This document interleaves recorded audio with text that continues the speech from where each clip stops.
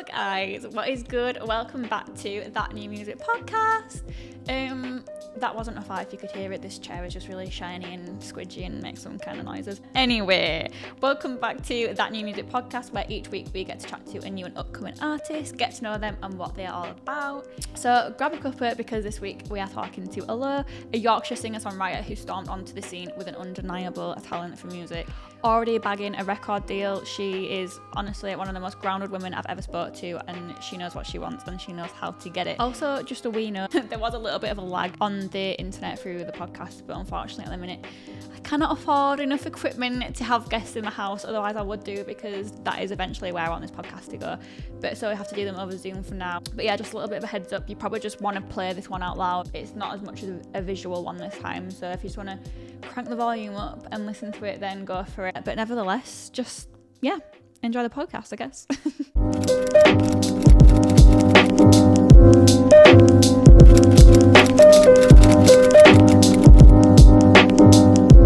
Anyway, welcome to the podcast. Hi, thank you for having me.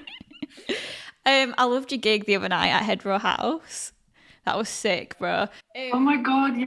It was so Thank good. You for coming. No, honestly, I loved it. It was my first gig going to it by myself. Honestly, I was shit. Really? Yeah. Oh my god. I know. I was sober as well. I was just there like... I saw your mum and she was by herself. Yeah. I know she was stood there and I was just like, oh my god, that's the only other person stood by herself. I'm going to go make friends. And then I was like, oh, hi, have you come by yourself? And she was like, oh no, my mum. And I was like, oh. But she was so cool. How did it feel to be back playing live music then? It feels really good. Like, I think I've been doing live stuff on Facebook and Instagram and things like that for like the past year. And when I started out, I had loads of gigs booked. Like, I'd only started out like a couple of months before the pandemic happened, so I'd only really got a taste of like doing gigs and stuff. And I got so excited about it because I've like grown up around gigs. So I think to come back to like such an audience as well, because everyone's wanting to come watch gigs and stuff, so everyone's just buzzing to be there. Like, you know, it's just nice to come back and be so well received by people. It's been really fun. I was honestly, like, I'd forgotten how good live music was, and then when I went to your gig I was just like, oh thank god, like the world's going back to normal, because it really does bring it back to life. It honestly does. So obviously you come from a very musically saturated background. Your dad was in Embrace, which is really cool. How was it for you growing up in such a musical environment? What was that like? I think it's definitely meant that this has been the path that I've chosen. I think it's definitely influenced that. It was just great. Like, I was meeting, like, I think I didn't really realise that, like, it was a thing. I think I thought everyone's dad was in a band, and like, you know, I'd meet like famous people, and like I wouldn't even know who they were because I'd only be like 3 or 4, and like it'd be like my dad would be playing a festival or something, and my mum would just be like, "Where's Ellur gone?" And I'd just be sat in like some famous person like backstage, like little tent bit, and she'd be so like, cool. "Oh, I'm really sorry, this is really embarrassing." Like get my daughter. I remember there's this one time Joss Stone was playing at a festival, and apparently I was just walking around like in her like high heel boots that she was going to wear on stage. I was just like 4, walking around with these like knee-high boots on backstage. That's so cool. You should have definitely stole something when you were younger as like a memorabilia. Yeah. Did you get kids like taking their piss when you were younger, like always being like, can I come round to yours because your dad's in a band? I definitely would have. Yeah, definitely. People used to probably take the nick out of me, but I didn't really know that it was a thing. I just thought everyone's dad was like semi-famous. You do though, don't you? When you're growing up, like you don't have any idea. Like you grow up and you get to your 20s and you're like, oh, not everyone actually lives like this. So because you and your dad are in such like in the music scene a lot now, and that's both your lives, do you ever like clash heads over music opinions and stuff like that? I think, yeah, sometimes. I generally trust his judgment because he's older and wiser, which I'm sure he'll appreciate me saying. Yeah. But yeah, I appreciate his and I trust it on most things, like especially when I've been recording with him and stuff. We have occasionally bumped heads, but that was just like, you know, it'll have been like, I think this should be faster. Well, I don't. And then that was it. And then I think it ended up being faster and my dad won. Well, all your music's great, so he's got the right opinion. He's doing something right there. Yeah, exactly. I also read in another interview that he did actually, that he started writing music at 11, which to me I just can't even comprehend. I didn't even know songwriting was a thing when I was that age. Did you teach yourself to play guitar and piano, or was your dad, is that the influence there as well, teaching you there as well? I think because I grew up around like in a house full of instruments. I mean, you can literally see like this is. I'm going to sit in my brother's room right now because this is where like the best Wi-Fi is. There's instruments everywhere. So I think I just I learned piano first, and I gravitated towards that. And I just started out by like learning songs. So I think the first song I ever learned on piano was like "Someone Like You" by Adele. But I just had this like energy in me that I was like, I don't just want to like sing covers. I don't just want to be a singer. I want to actually write my own songs. So I just write like all the time. And I even like used to get like on GarageBand, they do these like little loop package things, and it's just like pre-made music basically. And I just like basically record myself over one of them like singing, like I was some sort of like SoundCloud rapper or something. That's so cool. I used to love doing that. Every kid has a thing that they do though when they're young. I think I used to record myself like just talking all the time when I was young. And now I'm doing YouTube, so yeah, definitely. So for you, what's been like the because obviously you grew up in that music environment anyway, and you sort of already knew that you were going to go down that route or whatever. But for you, what was the moment where you were like, no, like this is what I want to do. I want to take it seriously, and I want to have a proper shot at this.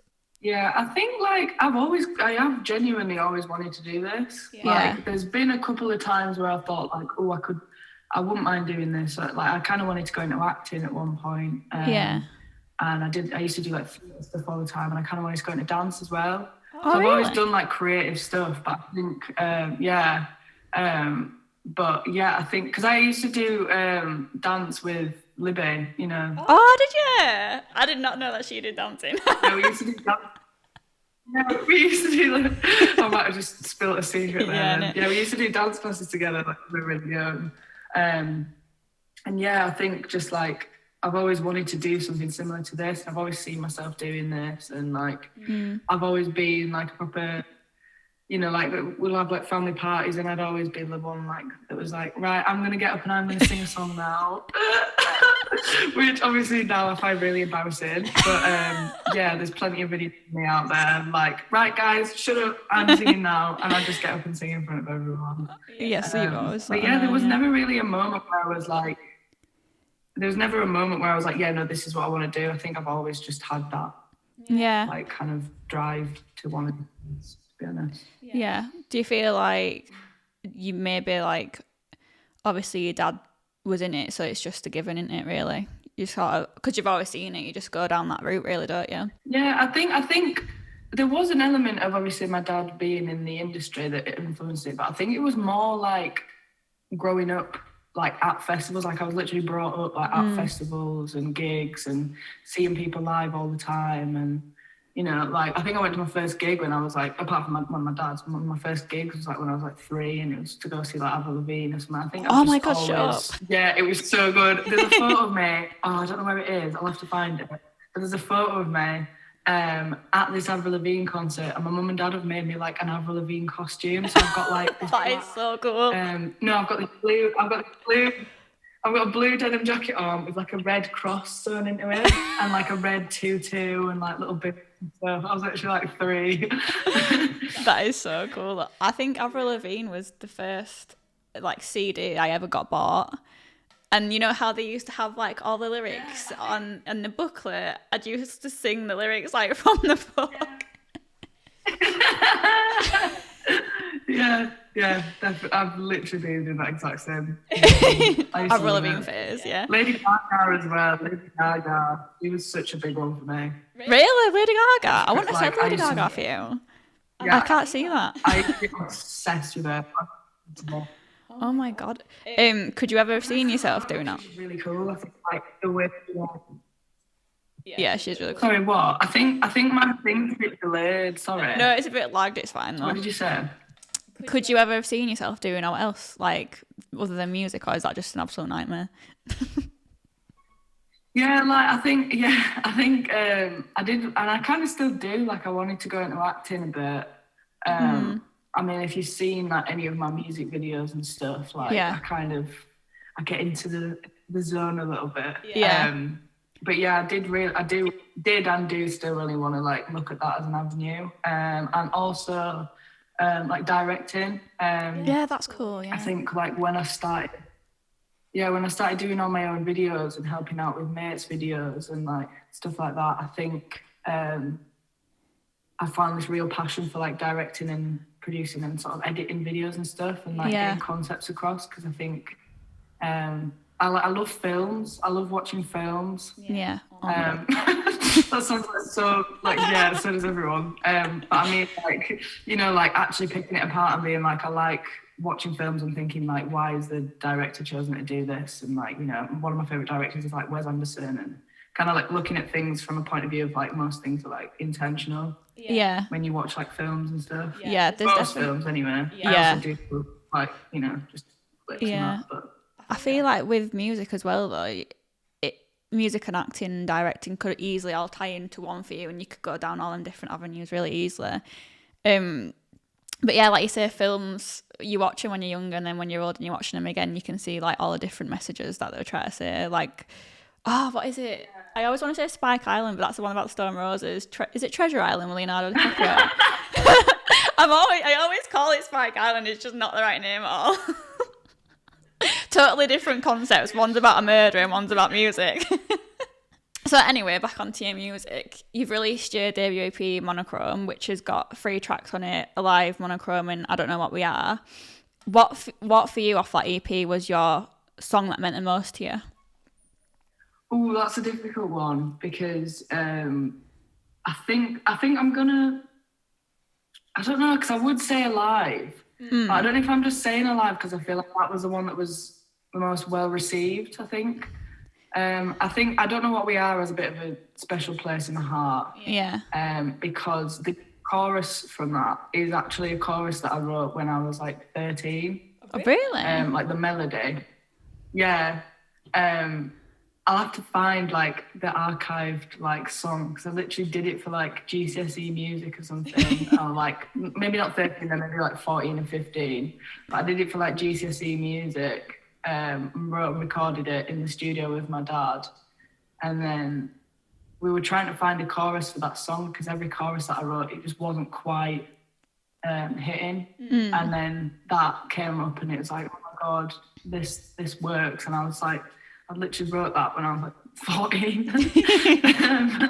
But yeah, I think because of that, I think it's like a little link between me and my younger self, so I quite like that one. But I like them all for different reasons, I think. Yeah. It's more sentimental though, isn't it, as well, especially if you've written it when you were younger. To use that in a track is really cool. Also, your song Reflection is amazing. I love that song.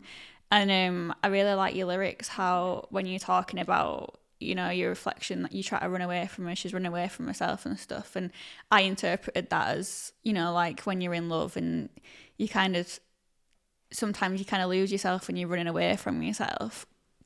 But for you, like in the past, I feel like you can relate that to any love, like friendships and romantic. Is there any points in particular about yourself that you didn't like about being in love about yourself that you kind of ran away from, like in friendships or romantic? Yeah, I mean, yeah, definitely. I think, I mean, it's weird because that's exactly what the intention was with that lyric. That's what I was trying to cross. So I'm glad that came across. Yeah, I think there is like moments in my life where I don't disagree with change. Like I don't, as a person, I don't think you shouldn't be willing to change as a person. I think when you're in relationships, whether that's romantic or friendship or family, the people around you are always trying to show you ways that like them showing you like, oh, I think this about you is difficult, or this about you is something that you should change. I don't disagree with that. I think you should always listen to that, because it'll just make you a better person. But in terms of like kind of adapting yourself to mold around someone, I've definitely been there in friendships and in romantic relationships. And I think just becoming like smaller and feeling smaller around people. Yeah, 100%. Like, that's one thing that I've used to do a lot when it came to love, whether that was with friends or with family or relationships or whatever. But I've kind of I've knocked on my head, and it's been pretty good ever since. I feel like obviously you as well, because you're such a big personality and like you've got so much ambition and drive, and you know there's definitely something special like with everything that you do, your music and everything. Like people can be intimidated by that, and that's probably why you felt like you had to dim yourself down. But no, definitely don't do that. It's like the worst thing you can do.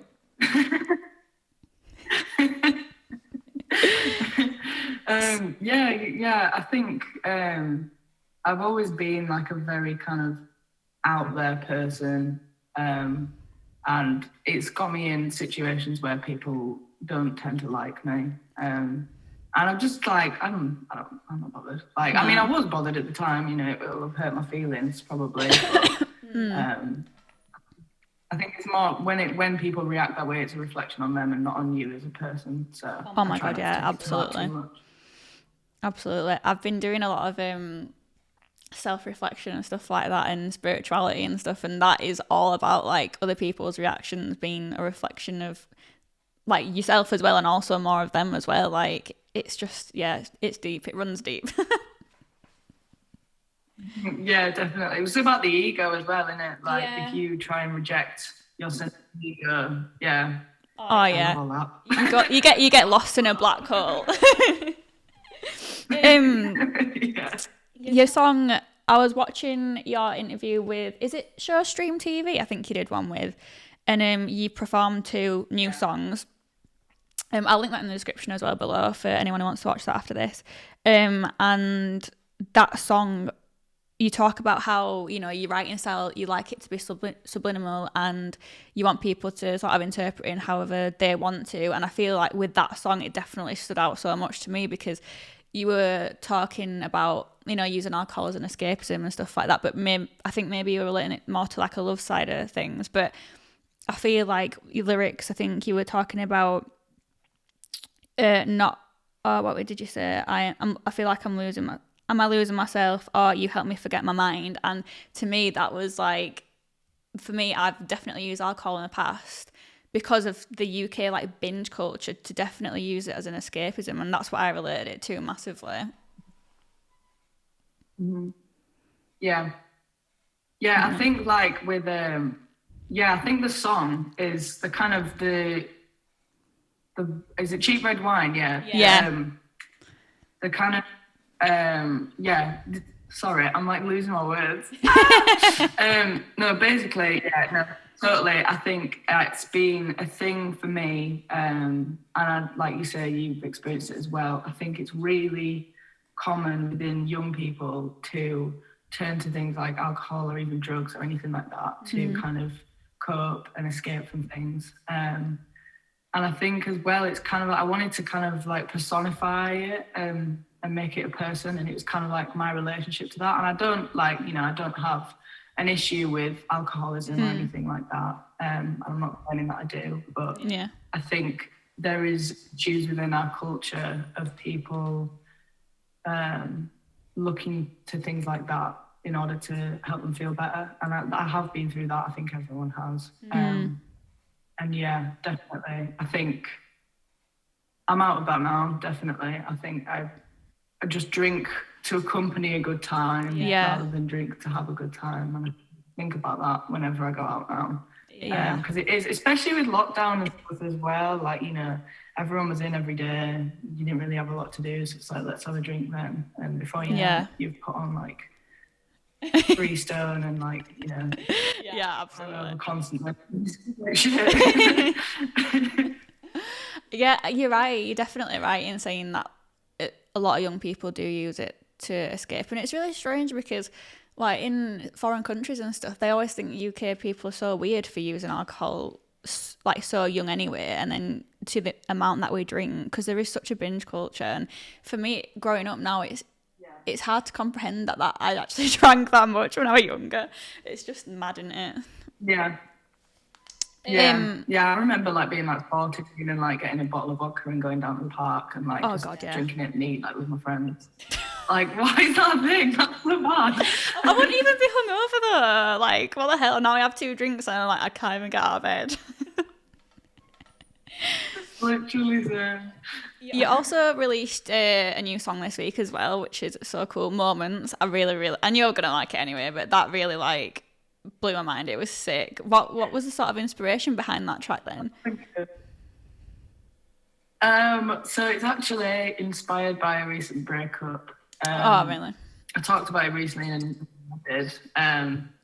It's basically, I tried to kind of stray as far as I could from it being like a typical breakup song, but I also did want to just write a breakup song. And I remember writing it and, you know, I think there were loads of things that I wanted to get off my chest, but I felt like it wasn't right for me to kind of do it directly to the person, and I didn't really need, they didn't need to be said to the person. It was just that I needed to kind of accept them for myself. Yeah. And yeah, I think like it wasn't a bad breakup. There was no, you know, animosity. It was literally just like, we've broken up and that's it. Yeah. But here are my thoughts and feelings, I think. And I was listening to a lot of like War on Drugs at the time and Sam Fender as well. And I kind of really just wanted to make this kind of synthy like thing. And then me and my friend Lexi, we ended up just faffing around in one of the lockdowns, one of the many lockdowns. We ended up faffing around with, I got this drum track off YouTube and she just picked up my bass and I just got this like synth out. We were just like jamming along. I actually put a video of it on my Instagram and it started to really sound like something. So I was like, I think I'm gonna run with this one and see where it goes. Yeah. I think, when you go through a breakup and big moments like that in your life, it's so highly emotional. I feel like it'll give you a good drive for songwriting. Oh, definitely. Well, like, I mean, we've actually got back together. What the fuck? And we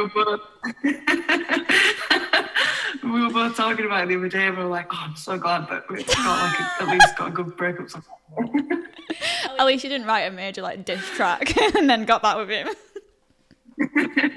I think Dua Lipa did that actually, didn't she? She wrote that massive song. I can't remember what it's called now, and then she got back with him.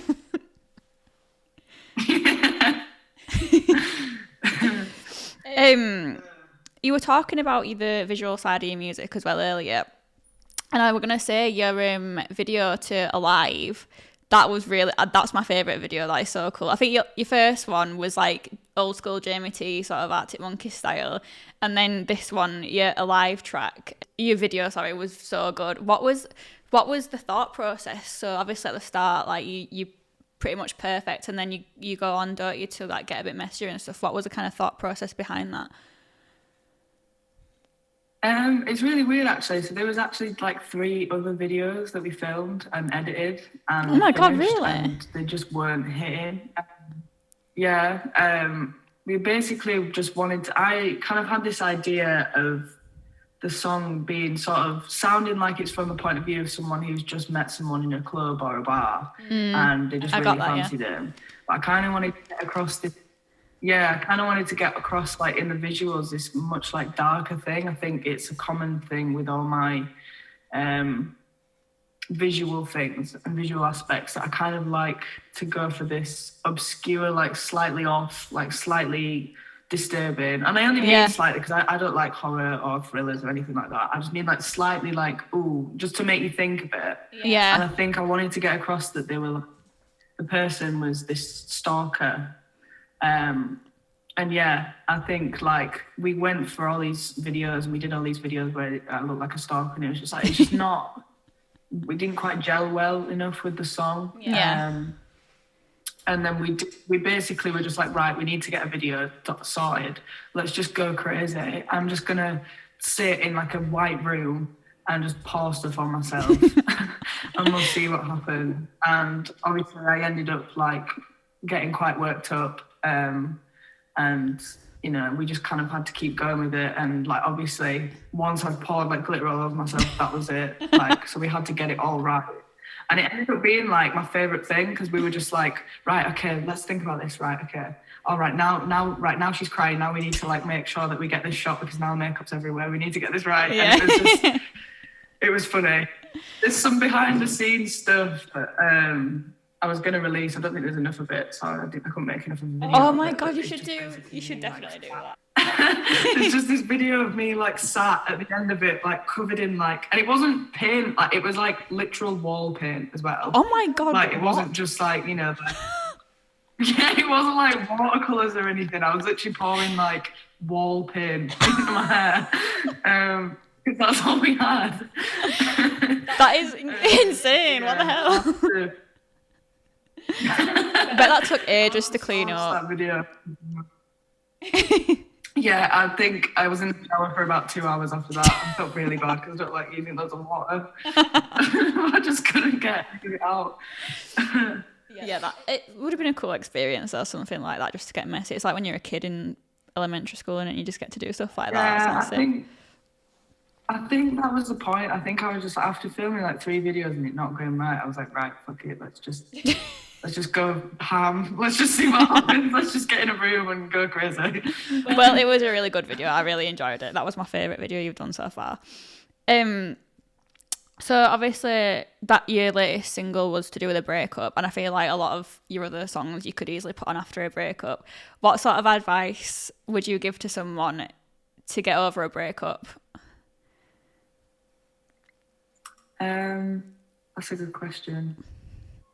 I think try not to, I don't know, I think the way I got over mine was just listen to yourself.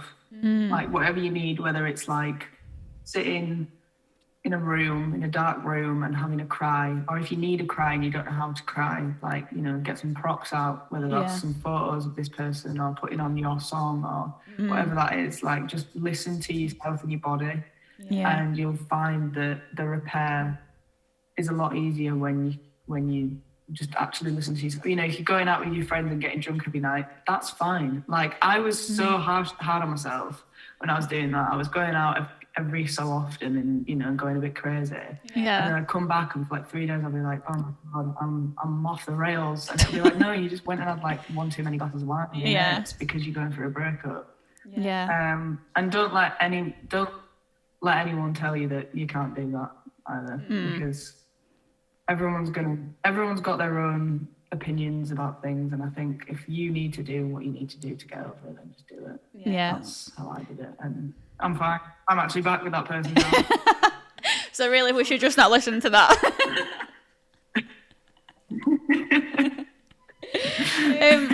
But since we've got to know you and your music a lot better, I've got some quick fire questions just to finish it off. So just answering first thing that comes into your mind. Might be a bit of a delay because of the lag, but I'll just go ahead and ask him. So what is the first thing that you notice about someone when you first meet him? Oh,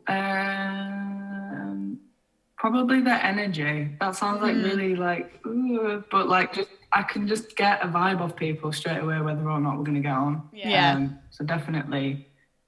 And the energy of a person is something that's really important to me. Yeah. So I knew you were going to say that. That's so weird. Second one. What is a fashion trend that you just don't get? Calling things basic. Like when people call it basic, I think like some stuff that people consider basic, it's like, why do you find that basic? Like, that's just something that someone likes, whether or not 10 million other people like it. Like, there's a reason it's popular. Yeah. You know what I mean? Like, I don't know, trying to go against the grain so much that you end up putting other people down. Yeah. That, it just upsets me. Yeah, I totally get that. It hurts my feelings. It makes me sad.